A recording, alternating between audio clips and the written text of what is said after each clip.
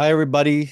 For those who are on, just wanted to say hello. I'm Coach Art, and we will be getting together soon here, talking about college athletics. So, if you guys are on, let me go ahead and I'm going to share my screen here real quick so you guys can see. And let's see, get the participants here. Hopefully, you're having a great day. We will be starting this presentation soon, so. Let's see here. Okay.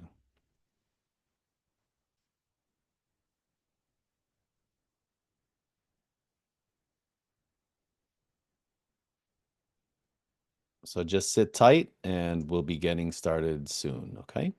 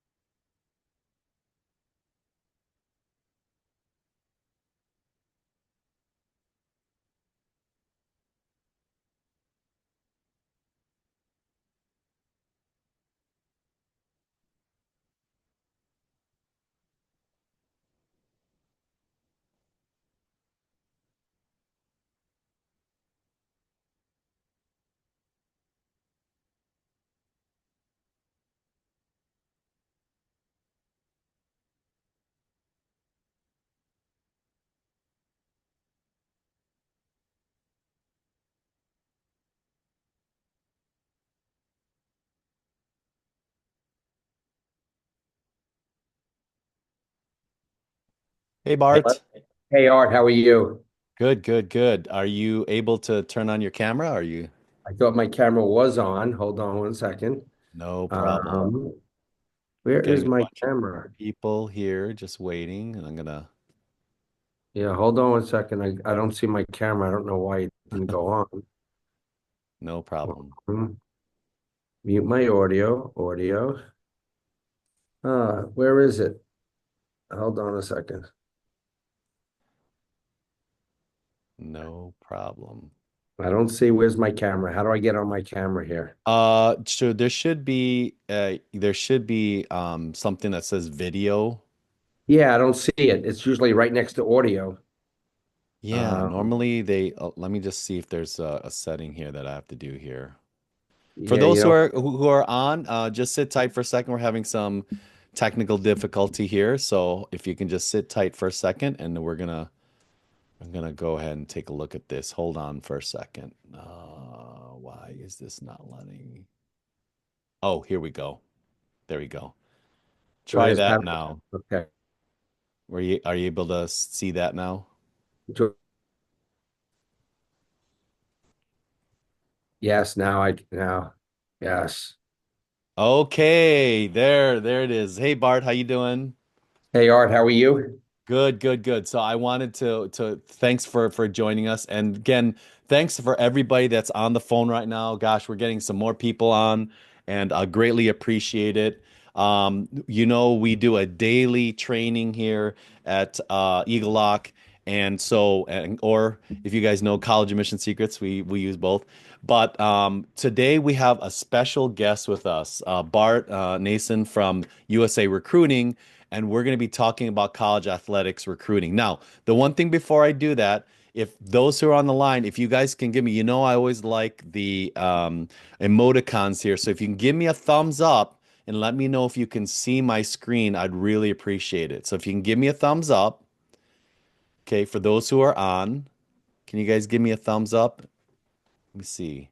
Can you guys see my screen? Ah, there's the thumbs ups. Yes. Okay. Here's what. Excellent. Great. Okay. So I'm going to we're going to go ahead and get started here. Again, our topic today is college athletics recruiting. And what we're going to cover, first of all, is we're going to introduce ourselves. We're going to talk about the state of the union and what's going on in college athletics. Talk about the recruiting process, and a timeline and some keys to success. And then after that, if there are any questions, we will reserve the time for any questions. And if there aren't, then we'll just talk about next steps. Okay. So, but please, we're excited about talking about the subject. It's been a long time coming. A lot of people have asked us about this. So, and I see more people join, which is great and it's amazing. Okay. So, we're going to kick this off. I'm going to introduce myself. Hi, I'm Coach Art with, again, Eagle Lock, formerly known as College Admission Secrets. I am the head of coaching and chief product officer. Been in technology for 30 years, but been in sports and life coach training for over 20 years, and been specifically with in the college admission space for about 8 years. But my biggest claim to fame is my three boys. My oldest graduated from Berkeley last year with a mechanical engineering degree. My middle son is attending University of Illinois Chicago, and he's doing his pre-med bio degree. And my youngest son is at Biola University. He is pursuing his physical therapy slash sports med degree, but he's also playing college soccer, which is how I met Bart. So anyway, but I'm so excited to be part of this amazing opportunity to help students get into their college, their dreams or colleges, their dream colleges. So I'm going to pass it on to Bart here. Bart, if you can go ahead and introduce yourself, just tell us a little bit about who you are and what you do. Yeah, hi, my name is Bart Mason, and I'm the CEO and founder of USA Recruiting. I've been running the company now for almost 17 years. We deal with all sports, all divisions within all sports. And, the biggest thing that we provide for our clientele, which is very important, is our personal relationships with college coaches across the country nationally, from every level, from high school coaches to club coaches to college coaches, which makes us different and separate and much better, in my opinion, than most of the other companies out there. Awesome. Thank you so much, Bart. Again, I'm just so excited to talk with you because I know this is a topic that a lot of families, a lot of, parents are always interested in, especially if because we usually deal with a lot of students that are very high powered and very involved individuals, and particularly in sports. So let's go ahead and get into it. And we're going to talk about the state of the union, college recruiting, and how we're going to do this. We're going to have a little bit here is that I'm going to mention some topics here. Going to call upon Bart to give his, of course, incredible and golden wisdom about his experiences out there. But the first thing in the State of the Union with respect to college recruiting, they're really, you kind of see the key topics here is NCAA regulations and use of technology or so. The biggest changes right now in the NCAA regulations are, you probably heard this as NIL, the name, image, and likeness. Really, there's the opportunity now for students to be able to monetize their rights, and this really has shifted priorities. Probably, I'm sure for you as well, Bart, is for recruits and considering maybe schools to build their personal brands and secure endorsements. I don't know if you have anything on that, Bart, of how NIL has affected, your recruiting and students. Yeah, I mean, NIL is an important factor right now, and the universities are recruiting. I mean, just in all, they're trying to get the best athletes they can, Yeah.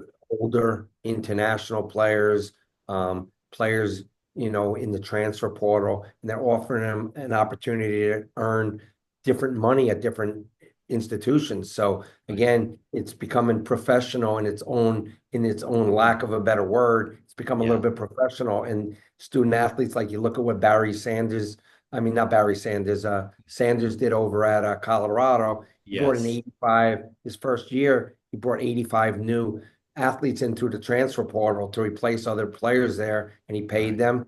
And some of these athletes now are making 2, 3, 4, $5 million a year, and it's better for them to be in college earning money. They're earning more money in college than they are if they were professional athletes. Wow, that's amazing. And you kind of touched upon in saying the transfer portal. Can you give for the people who are on right now what the perspective is of how that works and what's that all about and how does that affect you in the sense of recruiting as well? Well, for us, I mean, it makes our job a little bit different, but like our relationships are important. But basically, what happens as a student athlete in the old days is you go to high school. After high school, you go to college. When you go to college, you probably go to the same school and you stay there for, most of your 4 years, if not your full years as a student athlete. Very rarely are there transfers in the that would transfer from one school to go to another school. And plus, there were reasons the NCAA put it in regulations going back a while ago that if you transferred and you went to another school in the same conference, for example, a Big Ten or Big Ten or ACC or anything like that, Mhm. and you went to the same conference, you have to sit out a year. And so it really discouraged student athletes from Mm. going into the transfer portal. Recently, a few years back now, they changed it that any kid can transfer and go anywhere he wants, whenever he wants. And and as a result, now the transfer pool, like for example, you just named one sport where your son is participating in soccer. For this past year, there's over 5,000 kids that entered the transfer portal. Wow. 2,900 kids so far in the winter, and in May, the season before that, there were another 2,000 kids. So you're roughly about 5,000 kids in the transfer portal. That's just for one sport, and it happens in all the sports now. Wow, that's amazing. And Um, and if you don't mind, Art, if I can add one yes, thing, please. so when a college coach is looking at a kid, they're looking at they're looking at a kid in a few different ways. They're saying, "Hey, we want to get the best kid available to our for our program." And if you're in the transfer portal and you've played at a university, you're more marketable now than a high school kid that hasn't played college Right. soccer at all. Not only are you more marketable, you're older, more mature, been in Mm. college, so you understand the college curriculum and what you need to do to manage your time. So as a result, most college coaches are calling me and they'd say, Bart, listen, we're looking for a positional player in whatever position it might be, but we want to get Mhm. somebody through the transfer portal. That would be our first choice because of all those reasons that I just gave you a moment ago. Got it. Got it. Well, let's thank you for that. That's amazing. Again, it's a brave new world out there, right? In recruiting and college sports. So one thing I'll ask about is also kind of the use of technology. So there are certain platforms out there, recruiting platforms. I'm sure that you've been involved in them as well, like video and virtual tools. When we were, you know, just 4 years ago, Zoom and that was not a big thing. I'm sure that probably, possibly, that's being used as well. Zoom calls, recruiting it's made it recruiting much more accessible, virtual visits as well. And then a lot of the data analytics that are being used as well out there. Um, so, can you touch upon a little bit about the impact of how technology has made possibly, again, college recruiting and athletics, and maybe even your job, made it easier or harder? I don't know if it's easier or harder. I think it just Okay. changes it. You have to be Yeah. prepared for changes. And if you're Okay. prepared for changes in any industry, you'll be successful.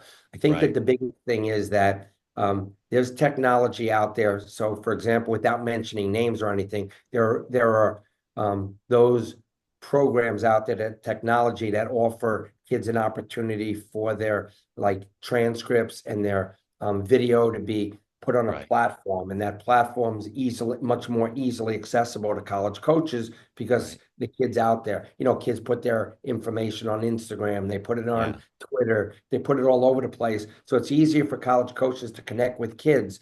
At the same time, there's so many more kids that are communicating with the school than ever before. So in the Okay. old days, when there was just a kid communicating with the school, he would send a written letter that would be like, Yeah.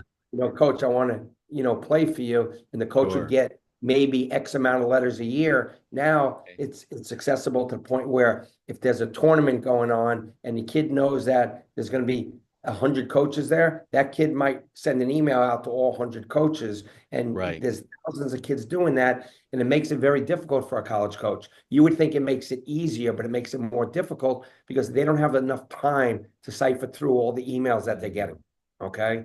And Yeah. and even though with technology, it's easier to get your stuff to a coach, it's still the human that has to look at that and cipher through it at the end of the day to Got it. see which are the type players they want. For example, like I know what we bring to the table, if you don't mind, with Yeah. USA Recruiting is if a kid is interested in a school, I'll call the college coach up right away, and the college coach will look at his email that he might not have even seen, and it goes right up to the top. It's like a folder coming right up Got to the it. top, and coach take a look at it because we make sure Right. that it doesn't get buried in those 5,000 emails or 10,000 emails. Sure. And that's, one of the things that we try to do. So Sure. technology is it's it changes the game. You just have to know how to navigate it. Sure, sure.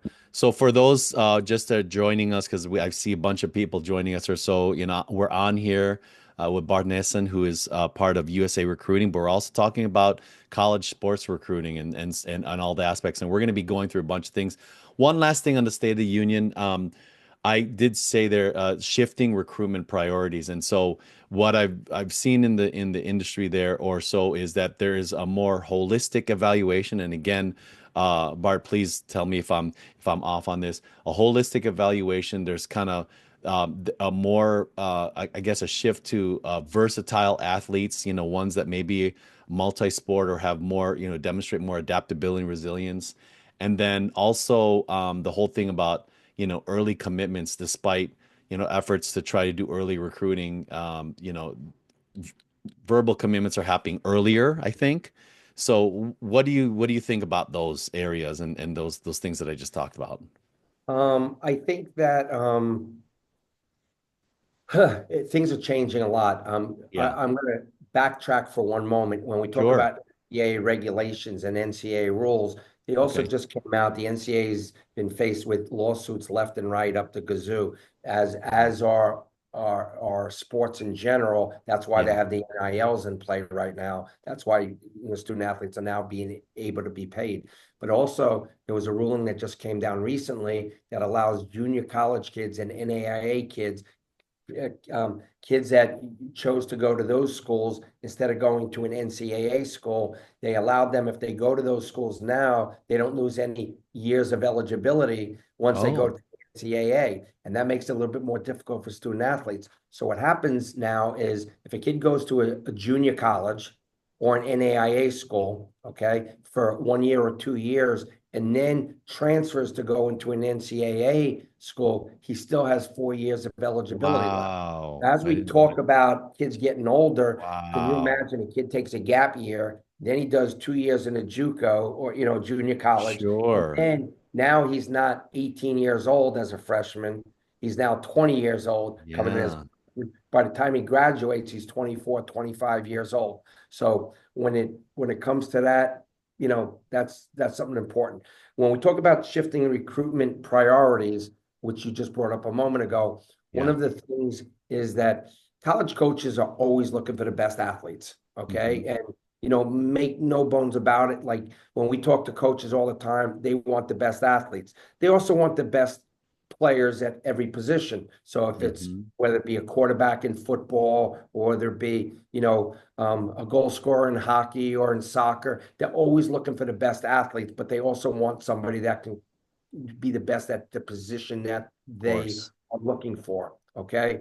Um, so like we tell kids, evaluate where you are, get feedback from coaches that you work with and other coaches about your athletic ability and become the best athlete you can. And that'll give you the best opportunity to get recruited by college coaches. Okay. Take, again, if you're a goalkeeper like your son Hmm. in soccer, then guess what? Train harder than everybody else. Work harder, get Right. different trainers, bring somebody in that can help you become the best player that you can be. Okay. Sure. And obviously, academics sometimes is a defining line, and most times for kids Yeah. to get into schools. And, even though you're an athlete, remember one thing, it's called student athlete. It's still That's right. called student athlete. That's So right. your academics are the difference maker. So again, Art and I were speaking the other day. One of the things that we spoke about was about um, student athletes and how as a student athlete you have a much bigger advantage to get into a school than as a regular student. Okay, and Mhm. that means you know, the stronger your grades are, the more AP classes you take, the better Right. chance you have in getting into the strongest schools in the country. And that's what actually attracted Art and myself together, Yeah. so that we're having, you know, this this moment together with all of you talking about college recruiting and academics and all. That's awesome. Thank you so much for that, Bart. I appreciate it. Yes, again, people don't realize a lot of times when they say they just think about the glamour of the athleticism in the sports and they don't realize, yeah, it is student first, athlete, student first. So let's kind of move on and go forward here is because I'm sure there's a lot of the parents that are on our call today and they are interested in what the process, the general process is going through. And so I'm just going to go through this really quickly and then would love Bart your your input on certain things about the process. So first of all, normally what we say is that you want to, self-assess and figure out what your goals are and evaluate, your athletic abilities, possibly your strengths and weaknesses, your personal preferences with respect to the school, maybe even the divisions, right? And then also identify what is your goals in playing competitively, and how does that compare with respect to, what your future is. And then going ahead and research the programs, of course, identifying the colleges. And I know that Bart has normally and I'm not gonna give away his secrets there, but and how to assess the proper program. Then you're going to build an athletic program for your, sorry, and that should say athletic profile, really kind of a resume, the stats, your highlight reels, your online presence, and then of course initiate contact with the coaches. And there are some legalities and there's certain things about that depending upon who you are and where you're at in your journey there of initiating contact with coaches, sending introductory emails and personalized emails and making sure that you do any recruiting questionnaires or talking to people like, well, like Bart as well. Attending camps and showcases and tournaments just so that they can see who you are and what you do and how skilled you are. That's really, really important. Even introducing yourself to the coaches and expressing interest in their programs because a lot of them, of course, go and visit. Communicating and evaluating, especially responding promptly to any communications that coaches provide to you, tracking any recruiting rules. Maybe there's some recruiting rules or calendars that need to be followed, and possibly doing official and unofficial visits to the campuses, right? And then, of course, when you get that, you receive your offers. There's either verbal offers or written offers.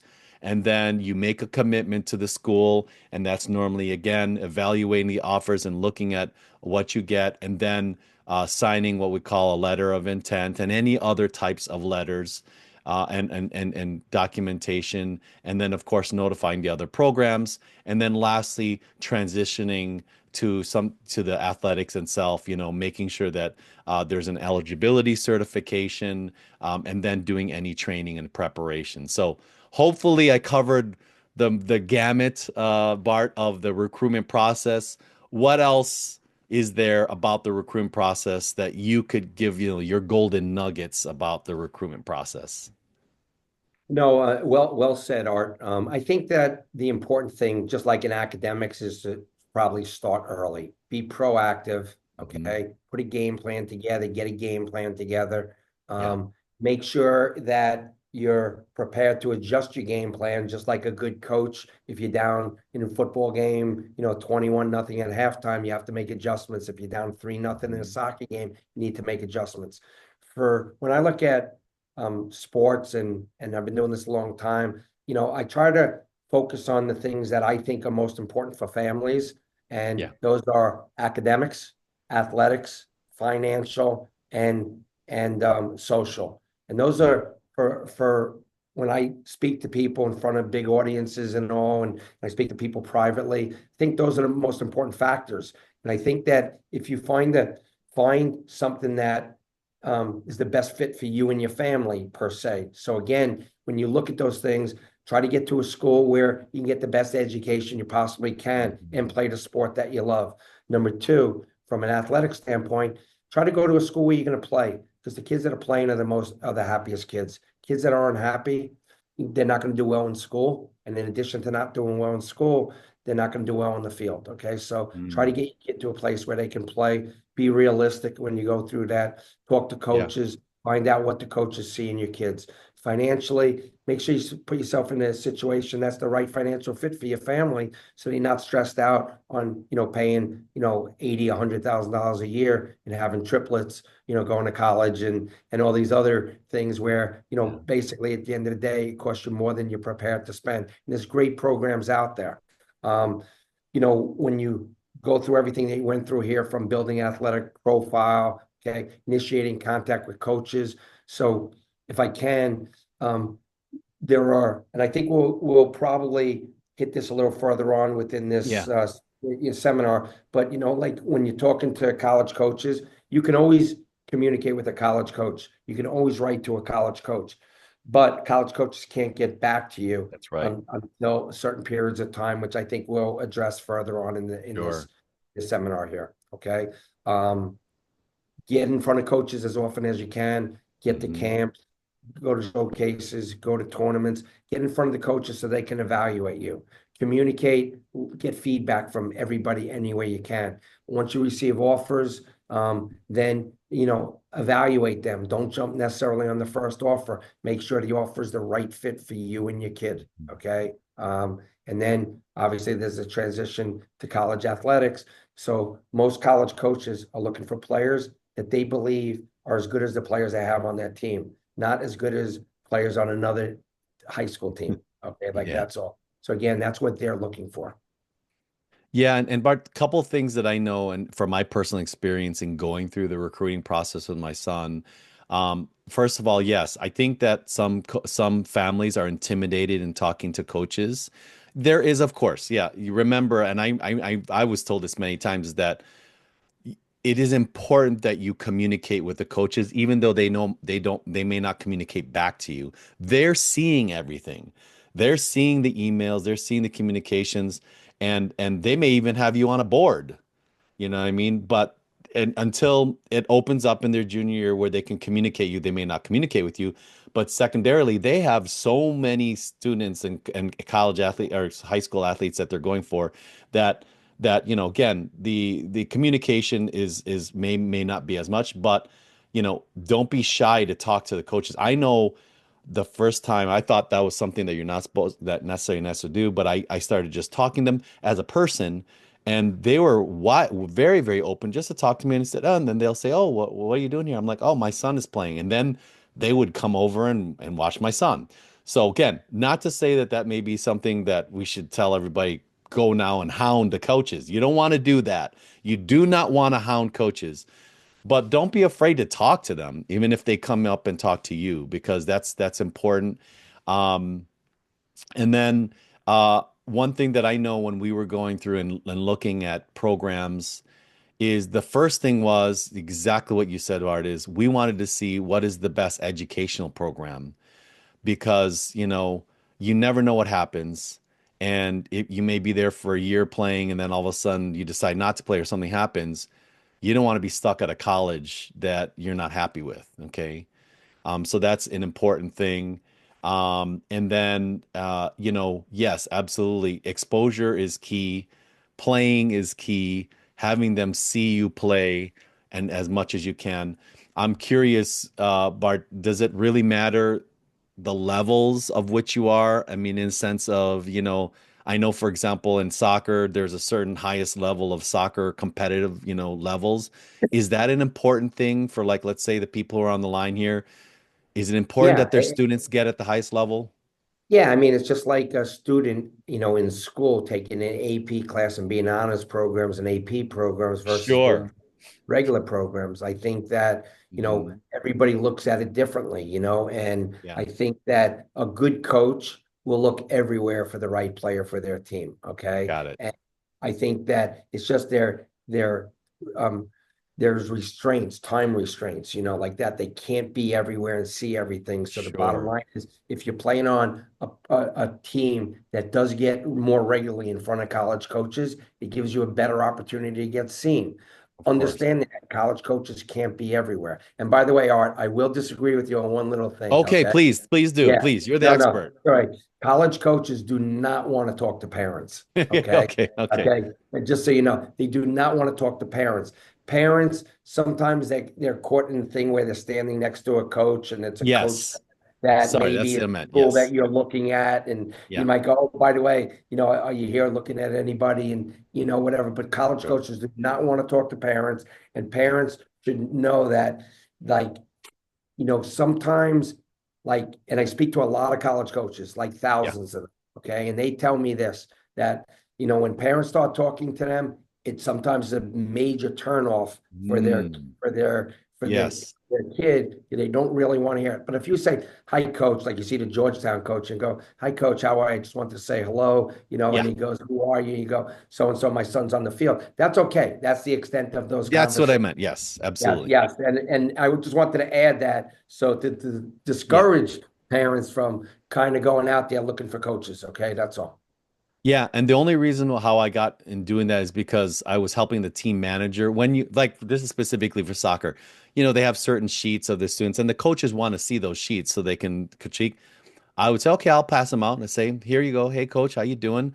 Just talk to them like a normal person. Say, hey, just want to let you know, here's the people that are on the field. If you have any questions, let me know. It's great to talk with you. And that's basically the extent of it. But not be hounding them necessarily on, hey, here's my kid and blah, blah, blah. So I absolutely agree. And thank you for that correction. That's great. It wasn't even a Um, correction. It was just clarifying it. a That's little all. clarification, yes. Yeah, So, yeah. Bart, anything else part of the recruitment process that you would give, in a sense of that you see here that we missed in a sense of the recruitment process? No, I think that one thing I would add is this: college Hmm. coaches want, like, if you are having a birthday party, you're going to invite people that you know to your party. Okay. Yes. You're not going to invite strangers and people you don't know most of the time. Okay. So I think it's important to send a message to a college coach how interested you really are in their program. So, for Yes. example, if my son played soccer at the University of Michigan. So Okay. if I lived in Michigan and my son wanted to go to the University of Michigan, I would make sure to attend as many Michigan games as I possibly could, so that the coach knows that I'm attending those games. Got Reach it. out to the coach, let them know that I'm going to be there. When you do that, you're sending a message to that coach that you want to be there. Going to their ID camp sends a message to that coach Exactly. that you're interested in that school. Communicating with the coach by email and text and phone, or any way that you can, depending on the timelines, or sending a message to that coach. Small things go a long way, okay? Little things are important, and coaches pay attention to that. It doesn't mean stuffing the box by going to every ID camp for a school is going to get you into that school. It's just Right. that it's the message that you're sending, and then you have to be realistic.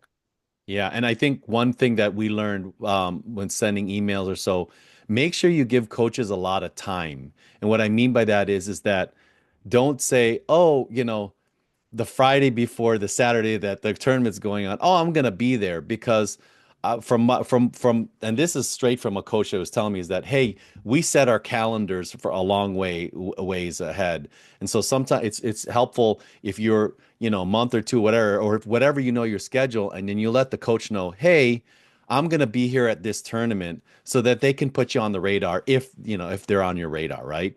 So that they know and they can plan because they just have a lot of stuff they got to do with these things. So the further out that you can tell them and keep them informed of where you're going to be makes a big difference as well. So let's move on to kind of recruitment timeline, and I'm going to go through this really quickly here. Want to make sure we have time for questions if there. And for those who are joined us again, we're with Bart Nason with USA Recruiting, and we're talking about college athletic recruiting. If you have questions, please add them in the chat, and so that we can start, logging in some questions. And then we can address them at the end here. So recruitment timeline. So again, middle school to freshman, yes. You know, and again, you know more better than I do, Bart, but they are looking all over the place. They may see some superstar kids. I say sixth and ninth grade here. My son, I know, was being looked at for soccer, even starting his eighth grade. But really, it's all about, early preparation and making sure that you get research and exposure. And as Bart mentioned, and as I mentioned as well, as academics is really crucial and key. You got to make sure you're maintaining strong grades. And the reason why is because, again, you're a student athlete, you have to retain a certain GPA when you're playing, or you won't be playing.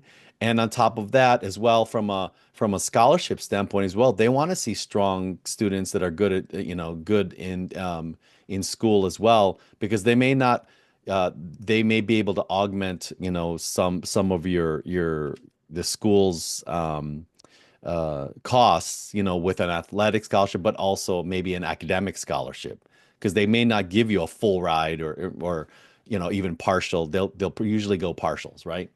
So again, early preparation, building the fundamental skills, participating in competitive leagues, starting to learn about, the different divisions, NCAA, NAIA, different types. So you're just knowledgeable, and then having, academic, of course, academic strength, right? Anything there, Bart, from a middle school to kind of freshman?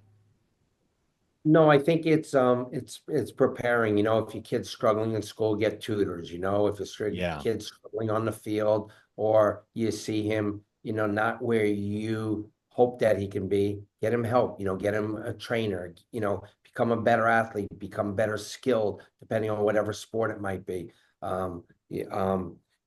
Starting as early as you can to understand how to get your kid set up so that when he does get into the important years, he's not behind, he's ahead, because it's yeah, hard to catch up all the time. Like, I talk to parents all the time about academics, and I talk to them about, like, you have to realize if your kid gets 100, a straight A average, has 100 GPA his first year, and then gets a 90 his second year, he's still got a 95 after 2 years, like that's right. that. So again, and again, so that means he's ahead of the game. And even though he might not have got the same scores, but again, if you start off with a 70, and then you get 100 the next year, you're at an 85, and then you're really playing catch up just to get back up That's to that right. 95 level. And it could take you forever to get there. And that's assuming that you're perfect after that start. So we never want to start behind in a game, a soccer game 3-0, or a football game 21-0, Fair or enough. in the classroom with a 75 or whatever that average might be, where it's difficult to catch up. From a recruiting standpoint, I think that the guidelines that you have here are pretty fair. Hmm. I love starting to work with athletes, females usually about a year earlier than males, because they Okay. mature a little bit quicker and they get recruited a little bit quicker in all sports.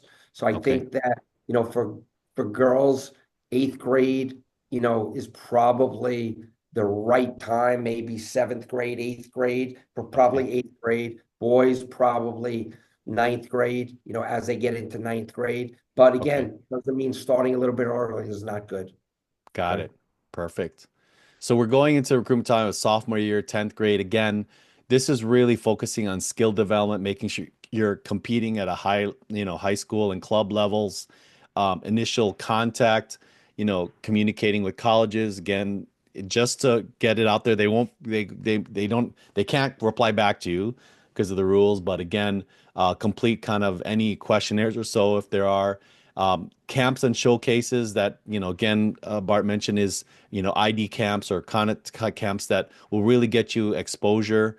And then, of course, again, as always, academic focus. One of the things you can do is register with the NCAA Eligibility Center for Division One and Two schools, and then just keep track of your core courses. But its key thing is it's basically the same, you know, and just keep on developing and working on your craft, right? And working on your both academically and of course, physically as well.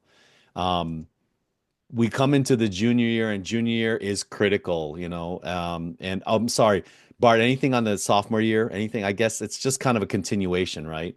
Sophomore year is just an important year because the reality is, for most student athletes, they Yeah. start attending tournaments and doing things like that. And they start Mm, reaching out to got it. college coaches.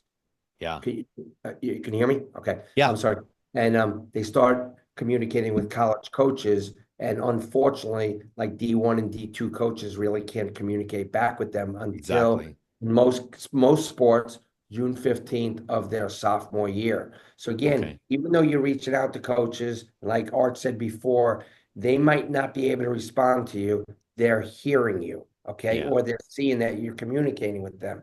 And the only thing that most schools can do is send an email back to you inviting you to their camps or their ID programs, or what they can do is tell you to fill out a questionnaire or Hmm. that they're not able to communicate with you. But come June 15th, in most sports, not hockey, hockey is a little bit different, football, basketball is a little bit different. But again, that's a good guideline for most sports. It starts June 15th of your sophomore year. And by then, that means if you're a strong athlete, you might start having serious communication with a lot of D1 and D2 coaches out there for your respective sport. Yeah. Great insight. So we're talking about junior year now. It's active recruitment just because, college coaches can officially contact students. You mentioned June 15th. Maybe there's some other, dates, but highlight reels are important, making sure you're regularly updating your athletic resume, providing, footage to the coaches to see how you're progressing. Again, showcases. Make sure that, again, evaluating the fit of schools, narrowing maybe your college list based on athletics, academics, and personal preferences. And then, of course, there may be some verbal scholarship offers or recruiting interest, will increase during this time just because now they're able to actively communicate with you. Anything there, Bart, that I missed? No, no, that's pretty fair. I mean, we're Great. we're good on we're good in that in the Yeah. 11th grade. Excellent. 11th grade is a very important year. Hmm. It's the year before you go into your senior year, Right. and that means, most college coaches are getting their list of kids together that they want to start evaluating when they're in Yeah. 10th grade, and then they're following them in 11th grade big time. And the 11th grade is that year where they sometimes take them off the list, sometimes put them on the list. So 11th grade is a really, really important year, from summer to summer. So it's really talking 15 months, sophomore year till the end of the end of the junior year, summer. Yeah. Excellent. So senior year again, final recruitment, finalized recruitment, official visits to campuses, talking to coaches. There is a signing period where and then you have the national letter of intent, the NLI during appropriate signing periods, and then of course completing your eligibility requirements for the NCAA or NAIA, and then of course transitioning into kind of maybe pre-college training, communications or so. There's again, that's the 4 years that you've been working, or I'm actually not say 4 years. It could be many years of come to fruition into your senior year in 12th grade. So and it's exciting times. I remember my son, signing that letter and having the balloons and all those other things. So, Bart, anything with respect to the senior year in 12th grade? Yeah, I'm going to tell you guys all a quick story, okay, so that Please. you understand how important it is. A lot of kids, when they hit their senior year, we all remember when we were seniors in high school. On the off day, when there's not a lot going on, you want to play hooky and go to the beach or go skiing or whatever it might Sure. be. So we had a player. It wasn't a player of ours that was committed to Harvard. 4.0 GPA. When I say 4.0, perfect scores, whether it be 4.5, all Hmm. AP classes, everything. ACT score 36. Student athlete, committed to go to Harvard. His senior year, he took his foot off the gas. Oh no. He took classes that were, for lack of a better word, I call them like cooking for athletes. Okay. Yeah. And he stopped taking APs, Oh, stopped pushing geez. himself. Harvard basically got back to the coaches and said, Coach, we can't get him into the school. Okay. That's right. And again, so when we talk about, being a student athlete, okay, again, finish the job, finish the race. That's right. It's a marathon, finish the race right until you graduate from high school. Okay. Because otherwise, these high academic schools and all the schools, but the high academic schools especially, they're watching students in their senior year to Hmm. see, are these guys challenging themselves or are they taking the shortcut when they have the opportunity? And most of these schools, again, the Harvards, the Ivies, Yeah, the NASCACs, they're all looking for kids that are going to challenge themselves because once they get to college, they want them to be successful. And if they feel that absolutely. people don't work hard, that's what's going to happen. So again, the other last thing I'll say is from a student athlete perspective, from the athletic part, is the process isn't perfect, okay? And it's very subjective in most sports, except for track and field and swimming, because track and field and swimming is based on times. Everything Mm, else is subjective. I want a fast guy, a strong guy, a big guy, a small guy. Same thing with a girl, okay? And I think that there's not a science to it. So kids get all different times during the year. And hmm. last year we had kids came to us their senior year because they weren't committed somewhere, and we were able to find everybody a place. But sometimes it happens later than you think. But again, stay the course, understand what's going on, and don't think that if you're not committed by August or September or October of your senior year, that it's too late. Okay. Like I Yeah. said, last year we placed 79 kids in college after May 1st. Okay. Wow. Student athletes. Okay. A lot of them came to us late, some of them came to us early. And I'm not talking about bad schools. I'm talking Virginia Techs, North Carolina States, North Mm, Carolina, Dukes, Villanovas. So the opportunity is there. You just need to understand that, finish strong in everything that you do. And there'll be a place, we believe there's a place for everybody. There's a seat for every student athlete. There's a seat for every student. Okay. And you just got to work hard to get there. that's a great message. And we say that as well here at ELOC, saying is that we have seen students where they get the acceptance letter actually from the college, but then they get their final transcript and they failed their AP calculus or something like that. And it's like you have to finish strong because as much as they gave you that acceptance letter, they can rescind it very easily. They have the right to do that. So absolutely finish strong. I want to get to because I know I want to make sure we have some time for some questions here. Put some keys to success for college recruiting, and these are pretty obvious. Again, excel academically. We've been saying this whole time. Maintain your grades, develop your athletic skills. That's pretty obvious, of course. You are it. This is, again, college athletics is a business. And they want to they want to put the best product out there. They want to win, and so you need to make sure that you are building yourself and training and commitment to training, commitment at a high level. Understand the recruiting rules. It's very, very important. Be familiar. Don't close your eyes to it. Learn about the recruiting process. That's something that, again, Bart at USA Recruiting can help you with as well. Create an impressive athletic profile. That's important because again, the more that you can provide to them, building your resume, showing your achievements, your GPA, your test scores, a highlight reel, and any type of platforms that you can utilize to just get you exposure is great. Make sure you research the right programs. We always talk about that. Again, it's not just all about the program and the sport. Remember, you're a student athlete. Make sure you look at the academics as well. Be proactive in communicating with coaches. Attend the camps and showcases. Utilize your high school and club coaches as well, and I'll ask a little bit about that from Bart as well as in itself, because your coaches do have also networks and communication, and they will be asked sometimes of how has this student been playing on your team or so. I always say this, and this is just in general in life: demonstrate character and leadership. Always be a good sport, be a leader. Maintain a positive presence. That's the one thing that I know that coaches really love is they want a person that's a good person. Okay.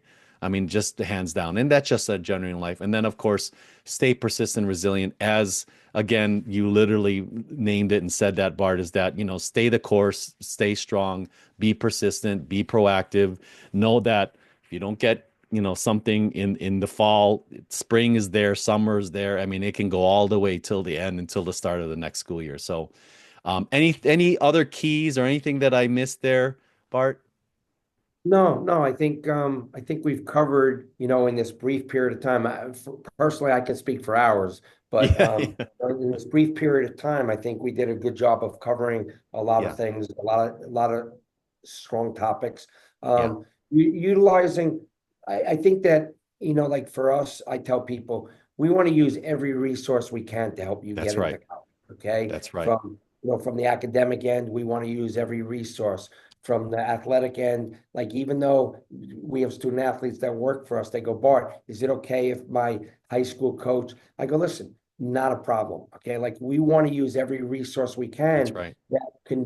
that can help you realize your dream of being a student athlete at the university that you want to play at. Hmm. And the bottom line is, look, high school coaches and club coaches, they don't have the same um, a high school coach is a local coach in that area. We're a Right. national organization. We deal with coaches throughout the whole United States. It's very rare to find a high school coach that knows coaches outside of his immediate circle. Okay. Sure. Club coaches, pretty similar also. Okay. They know the guys in their area, and that's basically it. So it's important to have people aboard that understand, that can Mm. advocate for you. Like, what we do is I compare what we do to Waze, the navigation system. Yeah, We help you navigate the whole process so that when you run into a roadblock here, we know how to get around it. Okay. sure. That's kind of what we try to do. And I think it's important as a parent, as a student athlete, to understand that this isn't, it's going to be a roller coaster ride at times. That's right. Okay. Prepare yourself for it. Strap in, put your seatbelt on, get ready for the ride, do all your work, as you indicated here. Prepare yourself academically, prepare yourself athletically, Hmm. align yourself with the right organizations that can help you. And by the way, and you will be successful, no doubt about it. Yeah, that's awesome. So I'm gonna kind of put this up here as next steps. Again, if you're interested in college recruiting consultation, I have Bart's number up there and his email as well. If you're, of course, interested in consultation with college admissions, please text us in keywords. So we provide a 15-minute assessment of where your student is at with respect to their academics and activities, and then what we can do with the application. We provide a free 15-minute coaching call. So if you text us with the word coach at 949-298-6234, we'll get you, scheduled for that. If you we do essay reviews, and so we have an event called the College Application Intensive that happens every summer, where we go through the entirety of the application as well as the essays. If you're interested in getting your student involved in that, we call it the CAIs. Please text us essays, ESSAY. And then lastly, we have a weekly newsletter that we put out. If you're interested in our newsletter that talks all about college admissions and the new things in there, put in newsletter, put all three of them in. Let us help you out and at least give you a free assessment. And then Bart, of course, anything, Bart, with respect to contacting you, I got your email there and your phone number. Anything else that they should know about? No, we can we have a number of former Division I college coaches that work for us, Great. and we schedule Zoom calls all the time with our student athletes and their families. Awesome. You can go on our Instagram account, which I didn't give it to you before to put on, Yeah. it's at USA Recruiting. And you can Okay. schedule your own Zoom call, pick a time that works for you, schedule your own call anytime, and one of our specialists will pick up the phone. These are people that have coached at the Great. Division I level. They're very, very familiar that we've gone over today because they've been prepared, as coaches to do this, and they've been prepared by us at our organization to make sure that they know the answers to, almost all of your questions. I always say almost just in case someone asks a question we don't. Okay. So Thank you for that, Bart. Appreciate it. So, Bart, I'm gonna leave this up there so people have reference they can write down. But we do thank you. have a couple of questions here. The first one is interesting here. Is there any schools recruiting students doing taekwondo? I didn't realize, maybe karate or any of that types or martial arts. I don't know if you're familiar with that. I'm not aware of that, but do you know of any? If there's any schools that do Not that? they do have the martial arts, but we deal with all sports. but I Right. don't know if there's a specialty just for Taekwondo. But I can get Got it. back to that person if you text me at the number that I gave you. I can get back to you in a little while about that. Yes. Excellent. Okay. The second question, and for all those who are on, please give us some more questions if you have questions. And let me see if there's also in the Q&A. Let's see if there's anything in the Q&A. Okay. So in the chat, the second question is that how often should you be emailing a coach as a sophomore, only with new news or just emailing them? So what do you suggest there? I would recommend as a sophomore to email a coach with your upcoming schedule for the season. Mhm. Obviously, an intro about who you are and why you're interested in going to their school. Okay. Right. Um, Provide them with where you're going to be playing, update them if anything changes or if you're playing in any tournaments that you weren't aware of. Mhm. And I would say that if you can communicate with the coach, don't do it to annoy them. Do it with information for them. That's right. Again, I think Art said this earlier. If you have new video, maybe send them That's new right. video. Okay. If you have, a great, tournament and you did really, really well, don't brag, but bring it to the attention of the coach. Coach, listen, I just want to let you know we played in this tournament recently. You maybe give them a full game film, okay? If you feel it's a great game, be careful that you don't put too much out there on video because as much as video can put you on the map, video could also take you off the map. Bad Mm, video is not good, okay? I'd rather have no video than bad video, okay? And what I mean by that is if you're a goalkeeper and even though you won the game 4-3, but you let two balls go through your hands into the net, that's not something you might want to show a coach. right. Okay. Because that could take you off the map. So just be careful about that. That means go to the people that know that, people that have experience in that. Let them look at it before you send it to a college coach. Yeah, that's a good question. I know when one of the great suggestions I got, and this is from the ID camps from the school actually, and they said, hey, when you're taking a video, go up in the stands and look and get an angle at a higher level, get a better angle. Sometimes people will do and go and they will be right at the level of on the ground level, and then you can't see anything, and then they give them the video and they're like you can't see anything. So it's good to have some good quality video as well. I have one more question and then we got to go. I see that Coach David is joining, which is great because I know he's going to be heading into his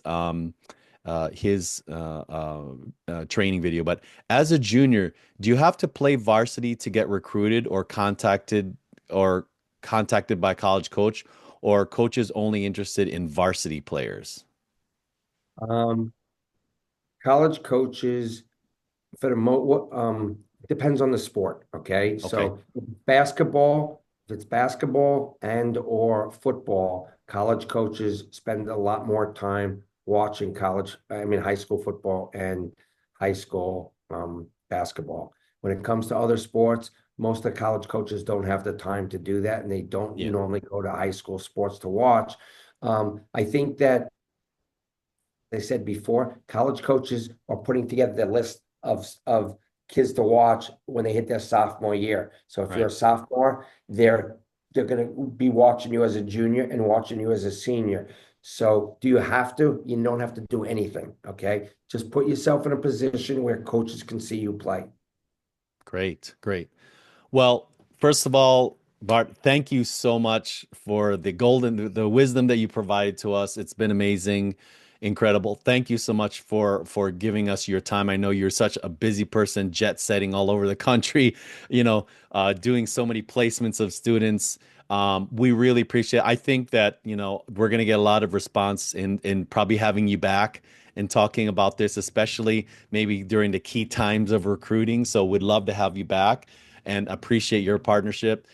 For those who are on the line again, posting Bart's information if you are interested in getting some consultation on college recruiting. And then, of course, like I said, from us is providing you with definite college admissions advice on how to get your student into their dream college. Text us at 949-298-6234. Text us coach if you want a 15-minute coaching call. Essay if you want. to get more information about our summer college application intensive. And then, of course, if you want to join our free weekly newsletter. So thank you, Bart, for getting on the line. I know that you have such you're gonna yeah, it's the evening, late evening there. So thank you so for joining us. And we're excited about, all of the placements you're going to have in recruiting, and we're excited about placing all the students, of course, in their dream college. So thank you so much.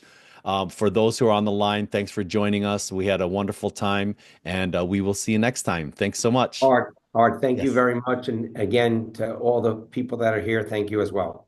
you're welcome. All right, talk to you guys later. Take it easy. Bye bye. Bye.